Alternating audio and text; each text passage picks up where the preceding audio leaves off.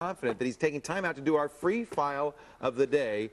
It's a way to find MP3s. Is this on your hard drive or is this on the internet? It's on your hard drive. And what the Godfather basically is an MP3 manager. It lets you rename, which if you have a lot of MP3s, especially if you put them on a CD and you put them in a MP3 CD player, they play alphabetically, right? Right. So you want to get the songs, you got to rename it. And this lets you do that. Just click on rename. That's very useful. And so you can say the track number, the artist, and the title. So of the if I want to, I can actually oftentimes I have a lot of my titles listed through time the way I want it played, so I could do that and have it. Or if I want, I can just change all these names to something else, and I can use a variable, so that's it will really use handy. the same formula. So and it does it in a batch. Yes. Tag, if I don't have any of that fancy MP3 tag information, I can add it to a group of MP3s. For example, I ripped an album, a 2-CD Beatles best of or something.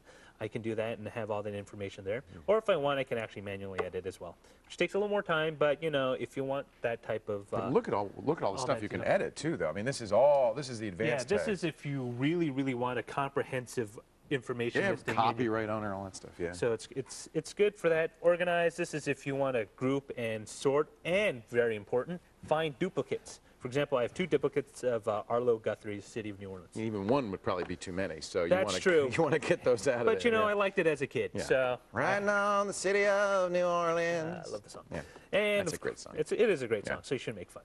And of course, you can also play, and if you want, you can go online, and if you have MP3s with no information, you can actually check through the free DB or allmusic.com, and it will siphon through and see if it'll find the closest information for it. So, ultimate manager for MP3s. Yes. Edit your tags, mass tag, mass rename. That's great. Yes. The Godfather. Appropriate name. Where can I get this fabulous program? Online, and you can find the link at our site. At the site. We make an offer you can't refuse. It's free. Free. Go back. Go screw. Go whatever you're doing. Put the motherboard in. All right, Get to work. I'm worried. You only got 34 minutes. Coming up, we're going to hit the phones, answer more of your live calls, and who knows, you might have exactly the same question as our next caller. That's the beauty of all this.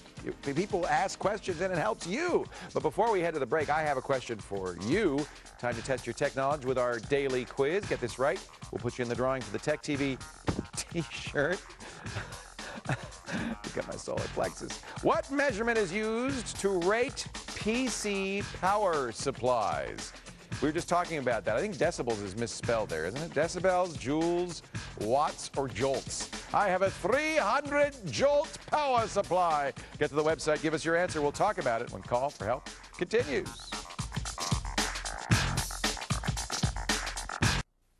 Coming up, the lovely and talented Jessica Corbin will co-host the show with me in Patrick's absence. We'll talk about what one state is doing to protect your online privacy rights. Plus, see how a new machine called the Quadricizer is helping rehab patients who had no hope before. And Sarah and Kevin team up to track down hackers. It's all coming up today on the Screensavers. This is the lovely and talented Call for Help webpage, home to many of your hopes, fears, and dreams. And if you've been dreaming of secure, sensitive files, free online data storage, or must-have PDA downloads, this is the place for you. The top tips of the week. Don't say that wrong, you can get in trouble. I know I have. How would you like to slaughter hard drive hogs? Just click on that, and you'll learn more. That's a free file of the day. See, all the things that people liked the most about the show are in here. Must have PD. It's all in here. TechTV.com/call for help. Now, we have the cat cam, the cat cube cam on here. But I think if we go to Cat's cube cam today, it'll be empty because Cat is out, not feeling well. She's homesick. Well, she looks like, that's from Monday. She hasn't updated it. She looks happy there. She does look happy. Let's all remember Kat Little that did way. we, yes. It's so sad. That's how we'd like to remember her. We should have a camera of her at home in bed sick with the little, the little hot water bottle and the thermometer and stuff. Meanwhile, go to Sarah's cube cam because she'll be there. Actually, I won't. I'll be here. You'll be here. That's right. What am I thinking? I won't be on my cube cam Sarah today. Lane kindly filling in today. Who do we have next on the phone here? It's Sean from Hermitage, Tennessee. Hermitage, Tennessee. Hello, hello. Sean, how are you? Hello, Leo. How are you? Fine, thank you. What can I do for you today, sir? Yeah, I was wondering, how do you create a power user in Windows XP? I am a power user. Well, there's two versions of XP. One you can and one you can't. Which version of XP are you using? Professional. Okay, yeah. If you're using Windows XP Home, that's one of the things, one of the few things, but one of the things that's left out of Home. The theory being Home is for home use, and you wouldn't create a bunch of like power users and stuff like that at home. It's for business. So let me explain first what a power user is. Actually, probably the easiest way to do it is to go to the user's control panel. So control panel, and then we're going to go to user accounts. And I can create a new account here. And, well, let's say that the new account is Leo. Now there's a couple of ways you can have Leo be. You can have him be an administrator, which is all powerful, or limited. Now, you may say, well, wait a minute, I don't want limited, I want a power user. Well, we're going to go back into there and make him a power user, which is kind of somewhat in between limited and administrator. So let's create the account. There's Leo limited account. Now, let's go and let's edit this account here. Change the account type. Now, I wonder if I could, oh, I can't do it in here. I'm going to have to do it in the professional tool. Okay, we've created the account. Now let's go to my computer and manage.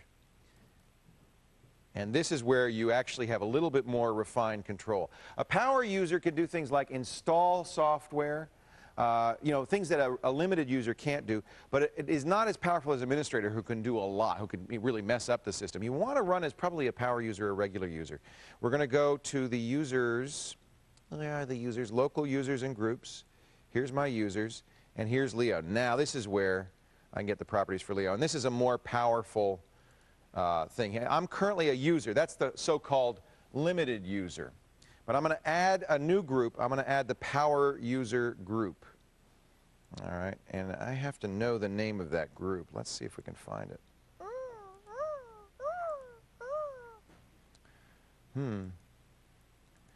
You'd think they'd just give me a choice, wouldn't they? All right, well, let's go back and look at groups. See, these are all the groups we could talk about. Oh, there it is, power user.